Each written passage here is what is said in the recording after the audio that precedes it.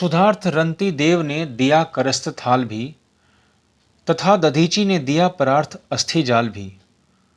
उशीनर क्षितीश ने स्वमांस दान भी किया, सहर्षवीर कर्ण ने शरीर चर्म भी दिया। अनित्य देह के लिए अनादि जीव क्या डरे, वही मनुष्य है जो मनुष्य के लिए मरे।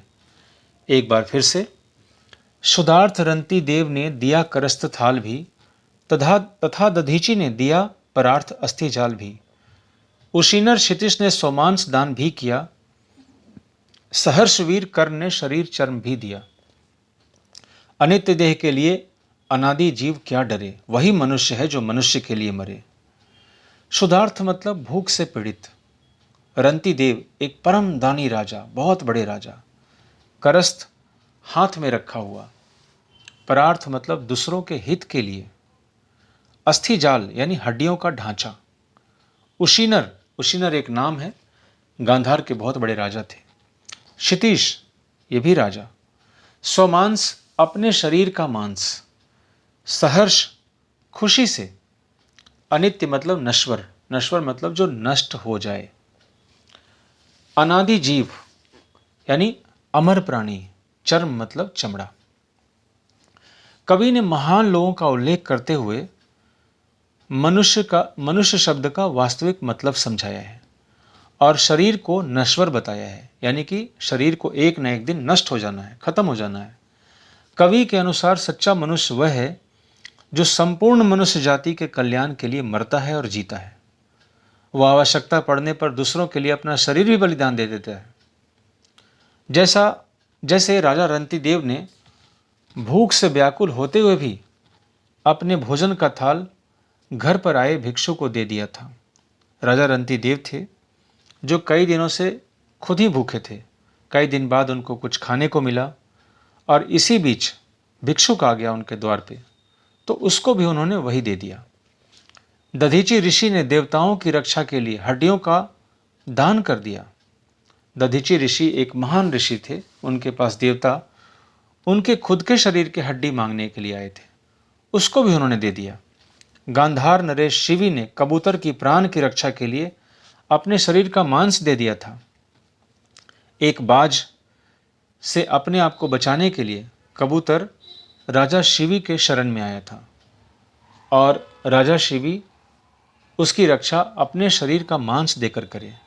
वीर कर्ण ने मांगने पर अपने कवच और कुंडल भी दे दिए थे, जबकि कर्ण ये जानता था कि कवच कुंडल देने के बाद हमारी मृत्यु निश्चित है। इस नश्वर शरीर के लिए अमर जीव क्यों डरता है? आत्मा अमर है तो फिर इस नश्वर शरीर के नष्ट होने से क्या भय? हम क्यों डरें? सच्चा मनुष्य वही होता है जो संपूर्ण मानव जाति के कल्याण के लिए जीता है और मरता है।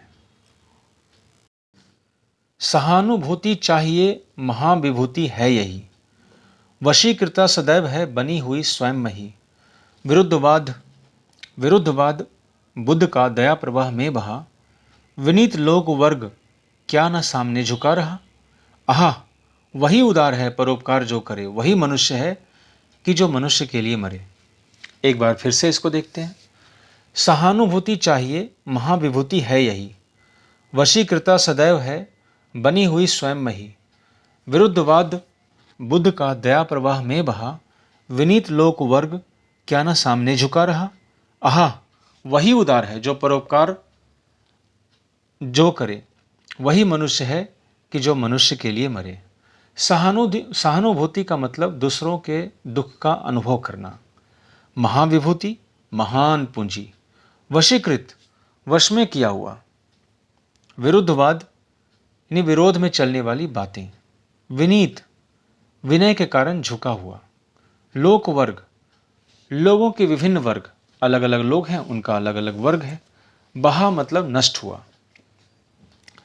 कवि ने सहानुभूति को मनुष्य की सबसे बड़ी पूंजी यानी संपत्ति इसलिए कहा है क्योंकि यही गुण मनुष्य को महान, उदार और सर्वप्रिय यानी सबका प्रिय बनाता है। इसी के कारण सारी दुनिया मनुष्य के वश में हो जाती है। दूसरों के साथ दया, करुणा, सहानुभूति का व्यवहार करके धरती को वश में किया जा सकता है। वही महान विभूति होते हैं जो दूसरों को सहानुभूति देते हैं, यानी दूसरे के दुख में शामिल हो जाते हैं। बुद्ध ने करुणावश उस समय की पारंपरिक मान्यताओं का विरोध किया था। बुद्ध यानी कि महात्मा बुद्ध, गौतम बुद्ध। गौतम बुद्ध जब प्रकट हुए थे, जब आए थे, तो उस समय बहुत सारी पारंपरिक मान्यता चल रही थी जो सही नहीं थी।